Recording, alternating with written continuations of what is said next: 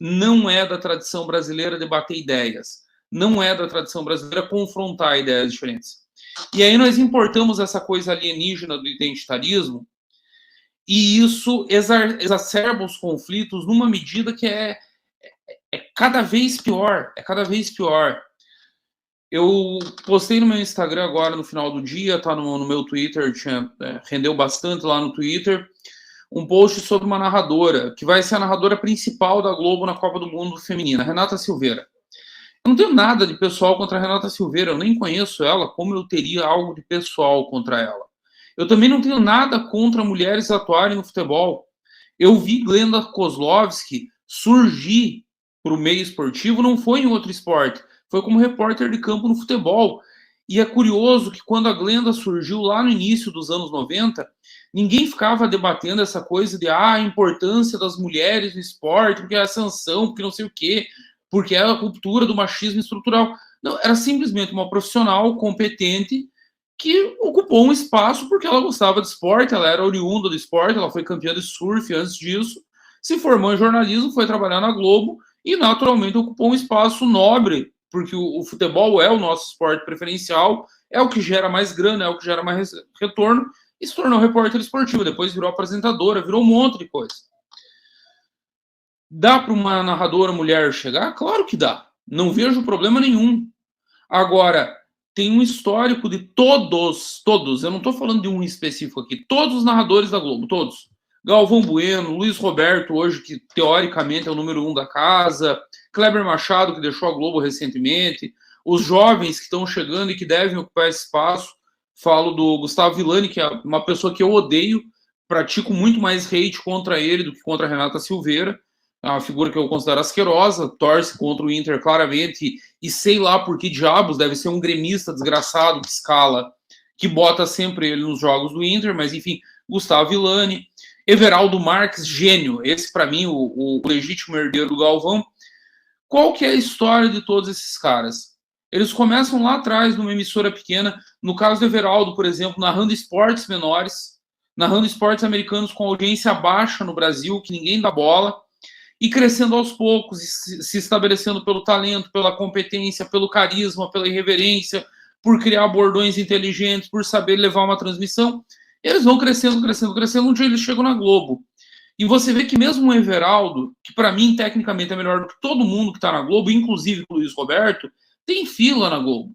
Ele tem que esperar, porque o Luiz Roberto está na casa há 40 anos, porque o Gustavo Villani chegou bem antes dele, porque tem o Luiz Carlos Júnior, que é do Sport TV, mas eventualmente faz Globo, que também tem muito mais tempo de casa do que ele.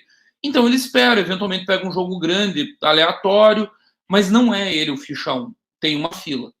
Aí chega a Renata, que nunca narrou nada na vida, que não existe ainda um estilo de narração, mas a Globo sente a necessidade de empurrar a narradora mulher.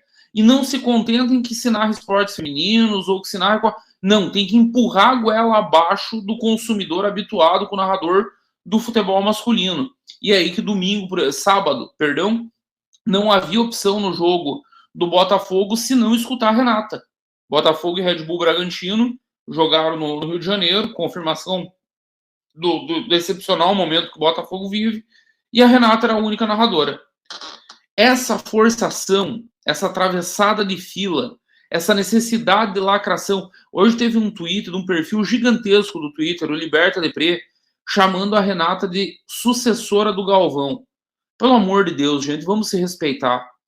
Carlos Eduardo dos Santos Galvão Bueno narra desde os anos 70. É o maior que esse país viu, um dos maiores do mundo. Pouca gente no mundo senta na mesma mesa que Carlos Eduardo dos Santos Galvão Bueno. Pouca gente no mundo. Não venham me empurrar uma menina sem experiência nenhuma, que foi empurrada claramente na agenda da lacração e me dizer que é a sucessora do Galvão. Mas isso é proposital, porque é óbvio que isso vai gerar reações apaixonadas, é óbvio que vai aparecer incel e red pill falando merda, e aí consegue se avançar mais ainda na agenda. Olha, é o machismo estrutural. Olha, precisamos lutar contra o preconceito. Essa moça mesma está embevecida desse discurso. Ela vive repetindo: ai, porque eu sou perseguida, ai, porque as pessoas me odeiam, ai, porque é o machismo reagindo à perda. Pelo amor de Deus, minha filha, você furou todas as filas. Tem uns 100 narradores melhores do que você no Brasil inteiro, nos mais variados sotaques, narrador nordestino, goiano, do norte do país, de Manaus, que só tem futebol local praticamente, não tem mais nada. Estão começando a ter alguma relevância nas séries C e D nos últimos anos.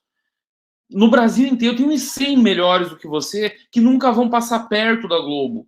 E você furou todas as filas. E aí vem me falar em machismo estrutural, em perseguição, em ai, as pessoas só não gostam porque a mulher não é porque é ruim, é porque é chata. É porque o estilo de narração não casou ainda. É porque não se desenvolveu um estilo de narração feminina, assim como não há um estilo de futebol feminino ainda agradável. Ao contrário de um vôlei, por exemplo, que o vôlei feminino não tem nada a ver com o masculino e é um esporte agradável de se assistir. Qualquer pessoa que gosta de esporte se sentirá feliz em assistir uma partida de vôlei feminino. No masculino é porrada, é pancadaria, no feminino são longos ralis, é mais técnica, é um levantamento mais preciso, é uma defesa que funciona muito mais. Viram quase esportes diferentes. São o mesmo esporte, mas com estilos completamente diferentes.